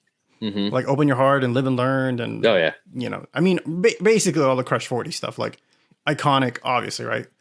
But it's just like not my favorite, I guess. I don't know. I'll have to like look in Spotify because I can't. I'm like drawing a blank right now. You're just like, which one do I like? I mean, because I have I would say my top 3, if I may, sure, would be in no particular. Okay, Sonic Boom is number 1, just because that game was Sonic CD was such a huge imprint on me as a child. Sure, and that entire sound, or not the soundtrack, but just that one song, was a huge driving force through my life, and that's like my all-time favorite Sonic the Hedgehog song from my all-time favorite video game. But I would say Friends from Sonic Mania. Oh man, I didn't think about Friends. Oh my god. Yeah. I mean, hey, that intro just got me hyped. I love that intro. And just because I guess you could call me a basic bitch for this, live and learn. Hey man, hey, whatever. Yellow Card is my favorite band. I'm the most basic bitch that there You're is. no, you're not. No, you're not. Don't say that. But Like, go ahead. and I'm really because I remember when I first got my Dreamcast and I would play Sonic Adventure 1 and 2, Mm-hmm. and I didn't because I loved like especially Crush 40's Open Your Heart. I Sure. would just turn the game on and I just like wait for the credits to like the opening cinematic to restart just because I want to listen to Open Your Heart because I thought Sure. that song slaps. And then of course when I was playing, Sorry, I just remembered one. Go all ahead, right, go for it. No, you go. Oh, for sure. Endless Possibility is way up there for me. Super high up. What game is that Sonic from? Unleashed. Okay. This is my escape. That one. Ah, gotcha. Yeah. That song, forget it. That's gonna be my pick because I need to play Sonic Unleashed. I didn't play it. Oh, really? Okay, that was another one I was like because that was the first Boost game, right? Right. And after like '06 and Secret Rings, them being kind of disappointments, this was just like again another like I feel like a genuine effort to course correct. All right, let's try something new and something, and even though that game is kind of a mixed bag, it set a lot of the groundwork for colors and generations. Yeah. I mean, I'm not saying that I thought Unleashed was bad. I just didn't really get into it because, well, this was also around a time where I was like in late high school, early college. Sure. When did that game come out? 2008, 2009? 2008, I think. Okay, yeah. So I was in high school at the time, and I was very much trying to like find my way in life, and Sure. like getting a Sonic game was just one of those things where it's like I don't know. And then also I heard about the style for the Werehog and how I wasn't about that. I already got God of War. I don't need a Sonic version of it. God of War Junior or whatever. Yeah, for sure. Yeah. But then of course later on in life where people were talking about Sonic Unleashed is like, you know what, the Werehog stuff, okay, it's not the best, but damn it, are the Sonic levels great. Oh yeah, and it was just I mean, say what you will about the Boost stuff now because it's just been done so many times now. At the time it was just like, wow, like this is it. This is the new Sonic stuff and this that. Yeah, I don't know why I forgot about Unleashed, but that soundtrack is maybe higher than Forces for me. Okay, on there because they're yeah, that's got some bangers. And then there's also like other weird songs that I really love too, like Wave Ocean and what is it, Aquatic Bass from Sonic 06. I love those songs. Or Aquarium Park from Colors. I'm always listening to that song. Just always. And so like I feel like it's just a dumb contrarian sometimes when I say stuff like that. I'm just like, yeah, I like the weird song, and that's my favorite song. I don't like Live and Learn or whatever. But it's just again sincerity. I'm just like, yeah, that's what I like. It's what I like. I could definitely say Green. As much as I love Green Hill Zone because of how iconic it is, it's definitely not my favorite first level song. Oh, absolutely. I would say, I would say Emerald Hill is much better. Oh yeah, yeah. Oh yeah. Because Emerald. I mean, don't get me wrong. I love Sonic the Hedgehog, the first game, but Sonic 2, first video game I ever played. Sonic 3, the Angel Island theme was geared to my brain. The one song that I just when I hear that where I get my metaphorical shotgun essentially. I hate Carnival Night Zone so much. I hate the level. I hate that music. I hate that accursed barrel. And I was just so upset that it took me nearly 15 plus years to finally figure out how to get past it. Because only one time as a kid did I ever get past it. And it was by sheer luck. Oh yeah, I mean, go back to those days, dude. Like there was no internet, or you were lucky if you had a strategy guide or whatever, right? Because that's just extra moolah that your parents have to, spend on you or whatever. Yeah, and you get stuck in a video game. That's it. Unless your friend knows how to beat it, it's over. Like your journey stops right there, and it's just like, wow, what a time to be in. You know? Or if you were actually smart and read the manual, but I didn't do that. I just looked at the pictures. So did I. It's funny. Another weird. Again, I don't want to keep going back to Toy Story, but like, there's No, dude. Let's go back to Toy Story. Toy Story is awesome. Oh, I love Toy Story. What's it called? That I had the Super Nintendo one, for the first game. Mm-hmm. And you know how there's some just video game songs. You hear it and it's like PTSD, right? You're just like, oh, you're just like in a horrible mood, right? I mean, I'm sure that's like Carnival Night Zone for you or whatever. Oh God, yes. But there's this level called Roller Bob, right? And it's based out of the scene in the movie where, you know, Buzz the skateboard guy. The skateboard guy. Yeah. And it's based out of the movie where Woody's trying to escape and he's trying to rescue Buzz and whatever, right? And the way the level is structured, it's kind of, you know, you're on Roller Bob, you can control him like, you know, horizontally on the screen, like back and forth. And the whole time on this backside, Scud, the dog, is coming after you. So you got to like go forward and dodge him. And at the same time, like rockets are coming in this direction and like soda cans. And it's just like, and the music is just like this crazy electronic, like ba-da-da, ba-da-da, ba-da-da, ba-da-da. And every time I hear that, I'm just like, oh, I want to die. I hate this. Like, it's just, and it was so hard. It was just, you know, it was just like, that was, you know, there was always a level for me in those kind of games that were just kind of like make you or break you levels. Like if you just, you waste all your lives on this level and then it's game over and then you have to start over. It's just so brutal back in the day. Like, Lion King was another game I played a bunch on Super Nintendo, right? And that second level where you're doing the just can't wait to be king. And you just the monkeys and the giraffes. Yes, the jump. I'm just like, if I couldn't make it past that, then you know, then it was over, and then I couldn't play the rest of the game. Or sometimes I would get past it, but now I'm down to like 1 life or 0 lives or whatever it was, and I'm just like, you know what? I'm just gonna die, and then try the monkey part again, so that I have more lives after this part. Oh, sorry. You know, and it's just like, it's just so, it's kind of fascinating how not only brutal some games were back in the day, but then you would get stuck and then like that, there's nothing you can do. You're just done. Yeah. No, I mean, as much as I complain about Carnival Night Zone, there was another level in my favorite Sonic game of all time, Sonic CD, Metallic Madness Part 2. F you. What's okay? Here's another controversial thing. Sonic CD, not really my jam. What's it called? Didn't really grow up with that one. Played it again for Origins because that's the second game that happens in the story mode. And I'm just like, okay, I'm gonna give this like an honest chance because my previous exposure to that was like the Mega Collection, right? Or Sonic Gems Collection, yeah. Yeah. Oh, it was a Gems Collection. You're right. And I'm like, all right, I'm gonna give this like, you know, a fair shot. And I'm like, I don't know, I just don't vibe with that game. It's just like, it's just kind of confusing for me. And the future, past, present deal, like, I don't know, it just wasn't. Maybe I'm just not good at the game.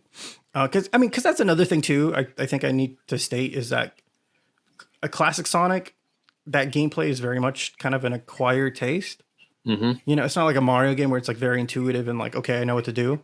It's one of those where like I feel like you have to kind of learn how to control the character and how to get around. And kind of the point of it is, I mean, for me anyway, it's kind of like you kind of have to like learn the level a little bit. Yeah. And once you learn it, then you're like, oh, now I can go fast and I know to go up here to get the secret thing or, you know, get to the goal faster. Yeah, or to get the good ending, because there is a time travel mechanic. Correct. And it took me a long time to understand how that time travel mechanic worked. I mean, when I was a kindergartner, first grader playing Sonic CD, I didn't know what the hell I was doing. I just know that at one point I just went past the sign, I would go fast, and then I would either just go to the past or the future. And one thing, it looked like it was like, oh, the colors are different, but it's brighter and a little. And it's like, oh, it looks different. And then another part of the game is like, oh, this looks ugly and gross because, Robotnik won. And I didn't understand that there was a good future and a bad future. I mean, the first time I ever beat that game, I actually beat it, was on my cell phone. I downloaded the iOS port. Cool. And that was the first time I ever beat it. And not only beat it, I also got the good ending too. Oh, look at you. Wow. Yeah. that also I may have looked up how to do it because time. Hey, dude, no shame in that for sure. Mhm. Um, but yeah, I mean, for its time and Mhm. for what it is, and the time travel mechanics, and to do X, Y, and Z to get the good ending and the bad ending, and just multiple endings. Just think about that for back then when that came out. I don't know, what was that, 93 or something? Yeah, almost. It was like 93 or maybe 92 because it came out when the Sega CD was coming out. Sure. And then, but I will say, if you the Sonic Origins port, because I have a Sega Genesis Mini Oh, with cool. a few Sega CD games on it, and I will say, as great as seeing like the original animation that was on the Sega CD, it's cool, but it's a little rough. Oh yeah, that FMV stuff. Yeah, for Yeah, sure. yeah, the FMV on the Sega CD, it's a little rough. But then when you look at the animation for, say, like on Sonic Origins or Mhm. on the Sonic Gems collection, or even if you have the iOS game, because you can watch the movie on the iOS game, it is beautiful. Oh yeah, that's just like, it's not even like like part of the game or whatever. It's just like one of my favorite Sonic things like ever is that, those little videos or whatever, or even Mhm. the Mania intro also. I Oh love. God. Sometimes I'll watch that like 3 times in a row before I even play the game because I just love it so much. Yeah, You know, yeah, me too. it's just so lovely. And again, just like, look at all the love poured into this, and like it just reminds you of why you fell in love with it in the first Yeah. place. You know. Did you watch Um, the? Sorry to cut you off, but did you watch the Sonic Mania shorts on YouTube when they oh put yeah. those out? Oh yeah. Every time I see, I mean, don't get me wrong, I love that they're like Sonic Prime on Netflix. Decent. Hmm. If you're a diehard Sonic fan, you're gonna enjoy Sonic Prime. Um, as much as I love the 3D animation in that show, Hmm. every time I see 2D animation stuff, like for Sonic Mania, for Sonic Origins, I'm just lamenting that like you have amazing 2D artists, you have this amazing art style. This looks great. Why can't this be a show, like an Oh actual no. television show? Oh my god, I would Stop love with it. that so much. And what's kind of crazy about it is that there's no voice acting. There's no dialogue. No. And it reminds me of like a Tom and Jerry cartoon, right? Where it's Yes, just it like one does. wonderful animation, and the animation is just beautiful. And like, I don't know, I think that like, that aesthetic, like the newer, I mean, it's classic, but it's a newer kind of like a rebrand of it or whatever. Hmm. That style, it's lovely, it's beautiful. And yeah, and I was thinking the same thing here where I'm just like, why can't this be like, I'm sure it's, I mean, that's why 2D stuff doesn't, not that it doesn't exist anymore, but like that's why they don't do it as much, is because it's very time consuming, and I'm sure it's, Yeah. very resource consuming too. That's why Disney shut down their animation division and whatever, because it's just cheaper and faster to do it 3D. Hmm. So I mean, I get it, but like, I don't know. I grew up on a lot of 2D animation cartoons, and and that those Sonic Mania shorts. Like, I mean, they came out with like a Sonic Colors one, which was okay too. But that was more kind of a stylized 2D. But that Mania aesthetic, like that. I don't know if you can hear my dog barking. I apologize. Yeah, I'm right there with you. I kind of wish that was a show instead of like the 3D stuff. Yeah. I mean, I do. I'm just glad that we're getting Sonic content in general, but at the same time, I look at that and I just go, we can have this. It's kind of like Yeah. that. It's like that meme from Top Gear, but it's like, this is great, but I love this. Yeah, but yeah, exactly. And it's like what you were saying, I think a tangent that we never finished like an hour ago, whatever it was. Where, why won't they just make like a Mania 2? Mm, It's just like, it's just such a obvious, like, okay, like I'm sure the fans would love it, and I'm sure they would, the division that worked on it would want to work on another game like that again. hmm. To me, that just seems like a obvious, easy sell. Like, I don't know, like, why they won't go forth on something like that. I don't know if it's because Sonic Team is salty that a bunch of fans made a better selling game than they did. I mean, because going back, I don't know how much of a big video game history buff you are. Hmm. If you are, yay. If not, don't worry about it. Because I do remember back in the console wars between Sega and Hmm. Nintendo in the 90s, Sega of Japan was pissed that Sega of America was doing better than they were. And they're unfortunately one of the downfalls of Sega. While Nintendo did drive a blow to Sega here in the United States, one of the blows was because of infighting between SOA and SOJ, Sega of America and Sega of Japan. Because Sega of Japan, of course, they were the company. They were the ones that started it, and this is just Hmm. a branch of our company out in different regions. And yet, America is doing better selling the Genesis than we are. And I can only imagine what they were talking about with, like, say, Europe and South America, because I have some friends and Twitter friends in Europe and down in Australia Hmm. where if you say Sega, they're like, yeah, Sega was the hit thing for our regions. I mean, yes, Nintendo was there, but you wanted a Sega. Yeah, I Sega mean, was the one. Yeah. hell, the Sega Master System, an 8-bit console, is still thriving down in Brazil. Wow. 30 plus years later, almost 40 years after the fact. Yeah. And it's just like, how is this 8-bit console still being produced in Brazil? How? Just why?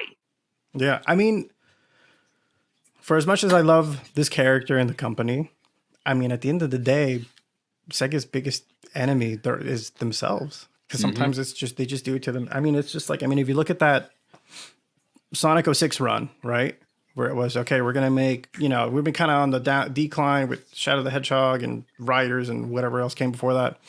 All right, it's time to rebrand and make it big for the next generation. It's time to bring Sonic back, right? And then Yuji Naka leaves, and then they freak out, right? Hmm. Oh my God, what's gonna happen? And then they're like, oh, you know what? We can't make Sonic '06 on the Wii. Like, it's just not, the hardware doesn't allow for it. It's just not possible. So let's instead split the team up into two. Right. So now we split them up into two. And this team will make Sonic '06. This team is going to make what is going to eventually become Sonic and the Secret Rings. And it's just like, okay. And they come out like, I mean, correct me if I'm wrong. I think it was just like months from each other. I think Sonic '06 was like Christmas time of 2006. And then I think Yeah. like Secret Rings came out like February of 2007. Yep, you're right. Because I got my Wii, and then I remember seeing Sonic and the Secret Rings at Target and begging my mom to buy it for me. She Uh huh. did. And I was like, yay. Hmm. And I don't talk about it anymore. Yeah, I mean, but that's exactly it. And now, like, we don't talk about Sonic and Secret Rings anymore. And now Sonic '06 is this like legendary bad game or whatever, right? And it's just like, again, it's just like, well, if they had just like, all right, instead of like trying to market to as many people as we can, instead of trying to have a game on Xbox and a game on the Wii, let's take a step back. I'm like, okay, let's slow it down. This is only for the Xbox and the PlayStation or whatever. And that's it. We're going to put all of our resources into this, right? Then you have a game that's worthwhile, and you make your money back or whatever. Yeah. I mean, I don't know. Also, sorry to cut you off, but I also think that at the time Sega did have a contract with Nintendo that they were going to make Sonic games specifically for the Wii, which is why they split up. But yeah, you're absolutely right. Sega over the years has been their own worst enemy when it comes to hits and misses. Now, I mean, one thing I will always praise Sega for is the fact that when they saw fans recreate Sonic levels or they recreate Sonic games, and instead of giving them cease and desist, they give them a job and they produce Oh, something as amazing as Sonic Mania. oh That yeah, deserves credit. And absolutely, absolutely. There's no other, company that I know of that really like that does that. I mean, that's where, I mean, again, Nintendo household over here, but that's where the big end kind of, drops the ball a little bit, where they just send out cease yeah, and desist to all these like yeah. creative people because it's like, well, if we didn't do it, then no one can. I That mean, kind of mentality. I get why they want to shut down AMR2, another Metroid 2 remake. It's because they were remaking Their Samus own. Returns for the 3DS. Yeah. That I understand, but also it was a free game anyway. Nintendo wasn't making money. No one was making any money. This person just said, "I'm going to make this game from the ground up," and it looked gorgeous from the screenshots and gameplay I saw before Nintendo brought the hammer to it. Hmm. Although I will admit that I do have Samus Returns for the 3DS. I got the special edition with the CD, and going back to music, the Metroid music is awesome, and that game kicks ass. Nice. That's awesome. God, What's I it love called? that game. I've only really dipped my toes with Metroid. Played the first Metroid Prime, and that's kind of about it. I mean, I've, it's a series I really need to jump back into. I jumped full force into Metroid. Like I got Zero Mission and Fusion was my first Metroid game, but I got stuck. Once again, young kid, didn't understand the gameplay of Metroid. Hmm. Sold the game. I gave the game away because a friend of mine in high school bought my first Game Boy Advance because I had a Game Boy Advance SP and I didn't need my original one, so I sold my original one to him and I gave him Metroid Fusion for free, not realizing how expensive that game was going to be down the line. I finally fork over the money for it, and I play that. I play all the 2D Metroids in preparation for Metroid Dread when that came out a few years ago, Awesome. and I was so happy. I was like, Awesome. I Awesome. am Awesome. Awesome. so glad I did this. And now that Prime Remaster came out for the Switch, and it's a great remaster, and I am having so much fun with it. So I'm like, yay! That's so cool. My brother picked up Metroid Dread and he really enjoyed it too. And I have them. That's the other thing. Like I have Metroid Prime, 1, 2, and 3 on original hardware and the stupid Wii re-release, whatever, right? And Other M and Super Metroid. And I have it all right now. But I'm like, no, let me play Sonic Forces again, and let me 100% at this time. I don't know why I do this. It's ridiculous. It's a comfort game. That's the glory about video games. It's like that's the glory about video games. It's the glory about video game music. I think I would say, as like, yes, you do have all these games, but at the same time, you want to play what you want to play. Yeah. And I think that's awesome because I mean, yeah, you're gonna play Sonic Forces another time. That you find enjoyment in that game, where it's like I'm gonna keep covering Sonic the Hedgehog songs, or I'm gonna keep doing Nintendo stuff. It's like because you know the music, that music has a deep personal connection to you, and you may not know it, but it has a deep personal connection to other people, myself included. Exactly. But yeah, so you just have comfort games. You just have comfort games that are comfort games, comfort songs. And I say just go for it, dude, because I cannot tell you how many times I've replayed games like Kingdom Hearts 1, Mega Man Legends, or even I would just replay Sonic Mania, not to do anything. By do anything, I mean like not to complete it, but just because like I want to listen to Green Hill, the second half of Green Hill Zone, because I like that remix. What's it called? It's so funny because my number one comfort game of all time is Super Mario 64. I have played that game, God, too many times. It's a sin how many times I've played that game, and like all the way through, like 120 stars. That's my number one. I don't know why. I wouldn't say that's a sin. I would say that's a great game. I finally got to experience it myself thanks to 3D All Stars. And I'm part of the problem because I pre-ordered that game and made sure I got the physical copy day one. So did I, bro. I was right there. I was just like, yeah, these 3 games that I've played a few times, yeah, let me buy them again. For you, you replayed them. Me, never played them before in my life. For sure. You know what's so funny too? Sorry, not to go off on a tangent, but like, for as like legendary and classic as that game is, there is kind of like like a stigma around it where it's just like, okay, it hasn't aged well on the graphics and the controls and whatever. And here's where like it's hard for my brain to separate nostalgia sometimes, right? Because I remember when I played Banjo-Kazooie for the first time. And that was recent. That was like maybe a few years ago on like the Xbox, right? On like Rare Replay. Right. And I remember just being so frustrated with that game, just falling off the tree and this, that, and the other, and just dying and this and that, the controls. And I'm just like, like I tried to look at it objectively for what it is. I'm like, okay, for what it is, like what it does to build on the collectathon and what Mario 64 did and build on top of that. Like I have nothing but the utmost respect for that game. Right. But I'm like, but I also, and I there were moments where you're like, oh, I genuinely had a good time. But I also, I was just like, hey, man, so frustrated. And then that's when it hit me. I'm just like, man, there's like an alternate universe, right? Where I grew up with Banjo-Kazooie and not Super Mario 64.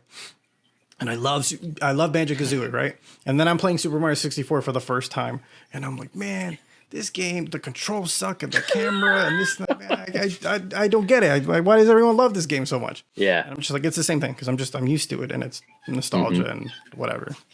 I would definitely because when I first played Mario 64, I was a little nervous because everyone would hype up how great that game was. Sure. And I will agree. I mean, it is dated, came out in 96. But that game laid an amazing groundwork because I the most recent Mario game that I played, like 3D Mario game I played, was Super Mario Odyssey. But when that game came out for my Switch, I had to buy it. I love Super Mario Odyssey. That game was so much fun. It was Yeah. such an amazing experience. As much as I love playing Breath of the Wild, is like Breath of the Wild and Odyssey are like they're going back and forth for my top Nintendo Switch game of all time. And when I was finally playing 64, I was like, I can understand the camera. I can understand because I'm a bit of a retro gamer. I try to put my brain back what was going on in 1996. Sure.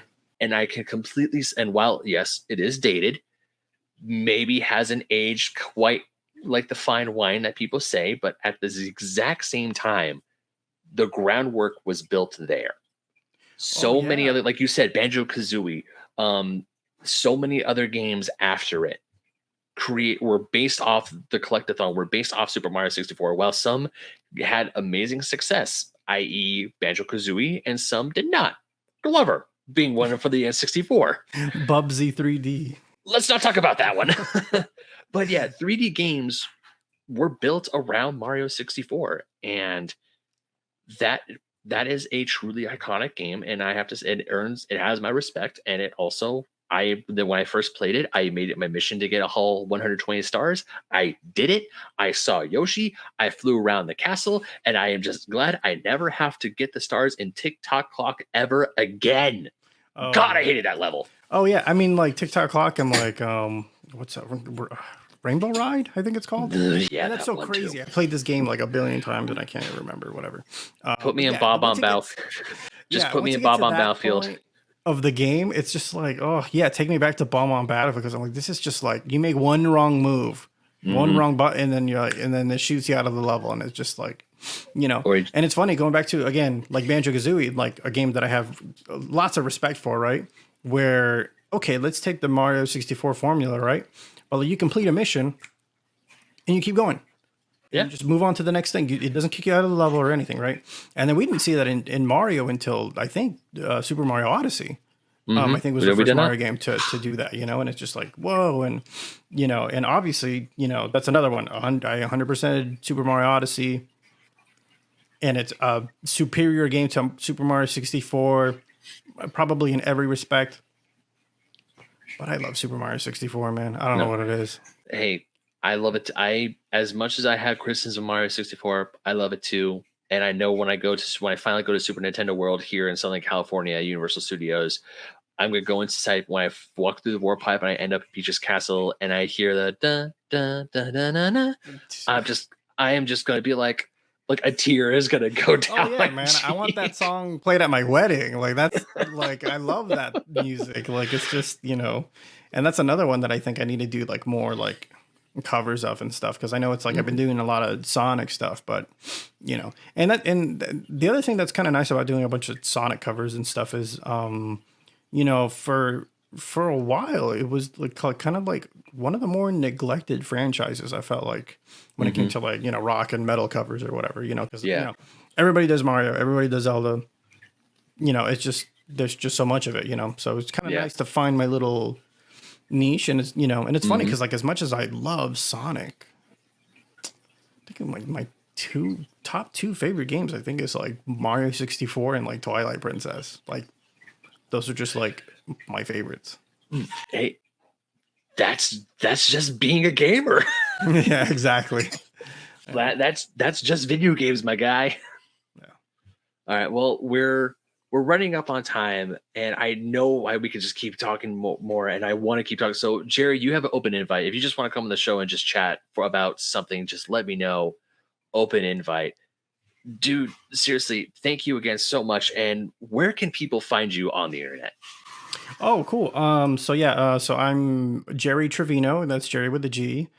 And where you can find most of my stuff is on YouTube. So youtube.com/Gerry Trevino.